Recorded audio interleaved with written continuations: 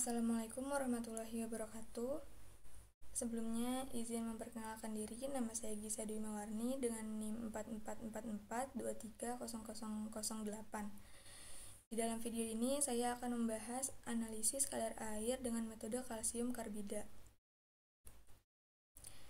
Sebelum kita masuk ke bahasan inti, di sini saya akan sedikit menjelaskan apa itu air dalam bahan pangan. Air dalam bahan pangan ini diketahui adalah komponen yang paling dominan di antara komponen-komponen lainnya, yaitu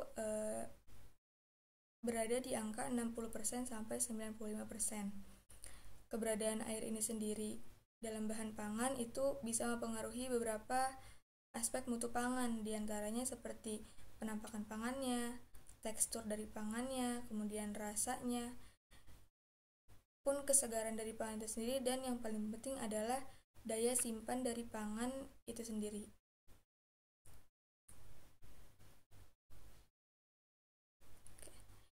Kemudian kadar air. Kadar air dalam bahan pangan ini sangat mempengaruhi kualitas dan daya simpan dari bahan pangan itu sendiri.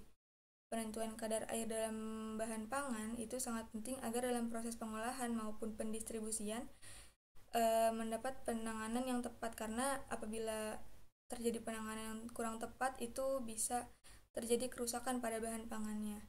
Karena kadar air ini sendiri itu bisa menjadi indikator mutu keamanan pangan, di mana dalam Undang-Undang Nomor 18 Tahun 2002 tentang pangan dikatakan bahwa keamanan pangan adalah kondisi dan upaya yang diperlukan untuk mencegah pangan dari kemungkinan cemaran biologis, kimia, dan benda lain yang dapat mengganggu, merugikan, dan membahayakan kesehatan manusia, serta tidak bertentangan dengan agama, keyakinan, dan budaya masyarakat sehingga aman untuk dikonsumsi. Nah, diketahui karena kadar air ini sebagai indikator mutu keamanan pangan, jadi apabila kadar air dalam bahan pangan itu semakin tinggi, maka itu bisa menjadi tempat untuk mikroorganisme berkembang biak. Contohnya seperti kapang, kamir.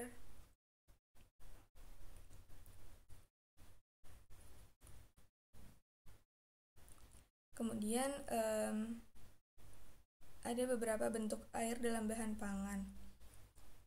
Yang pertama yaitu ada air bebas.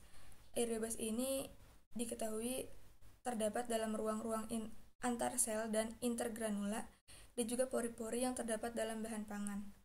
Nah, yang kedua ini ada air terikat lemah. Air yang terikat secara lemah ini itu karena terserap atau terabsorpsi pada permukaan koloid makromolekul seperti protein, pektin, pati, dan selulosa. Dan yang ketiga yaitu ada air terikat kuat dalam bahan pangan. Air dalam bahan pangan yang dengan keadaan terikat kuat itu bisa membentuk hidrat. Ikatannya ini bersifat ionik sehingga relatif sukar dihilangkan atau diuapkan. Nah, air ini atau air terikat kuat ini itu tidak bisa membeku meskipun berada di suhu 0 derajat Fahrenheit. Kemudian untuk menganalisis kadar air ini juga ada beberapa metodenya.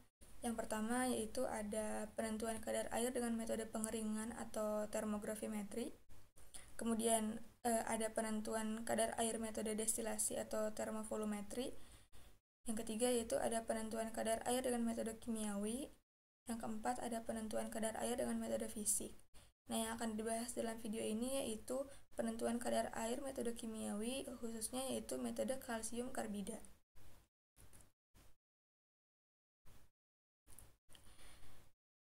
Sebelum masuk ke penentuan kadar airnya, di sini dijelaskan terlebih dahulu bahwa kalsium karbida ini adalah senyawa kimia dengan rumus CaC2 yang apabila bereaksi dengan air pada suhu normal itu akan menghasilkan C2H2 atau asetelin dan CaOH2. Berikut adalah rumus kimia dari reaksi tersebut. Nah, hasil dari reaksi kalsium karbida dengan air pada suhu normal itu menghasilkan gas asetelina atau C2H2 ini bisa digunakan untuk mengukur kadar air secara tidak langsung, yaitu melalui tekanan yang nantinya akan dihasilkan, di mana setiap 1 grol gas asetilen itu berasal dari 1 grol air, di mana volume 1 grol gas asetilin ini dianggap sama dengan gas ideal, yaitu 22,4 liter.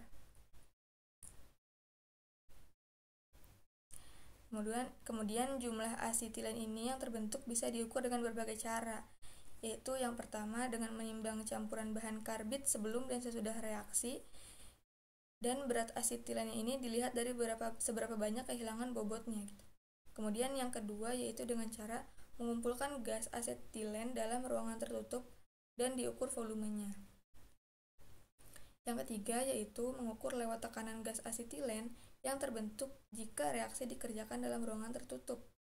Dan kemudian yang keempat yaitu dengan cara menangkap dengan menggunakan larutan tembaga, sehingga nantinya akan dihasilkan tembaga asetilen yang dapat ditentukan secara gravimetrik atau volumetrik secara kolorimetri.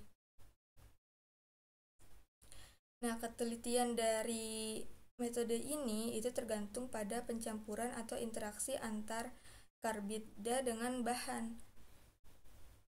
Metode ini juga telah berhasil dilakukan di beberapa penelitian terhadap bahan pangan tertentu.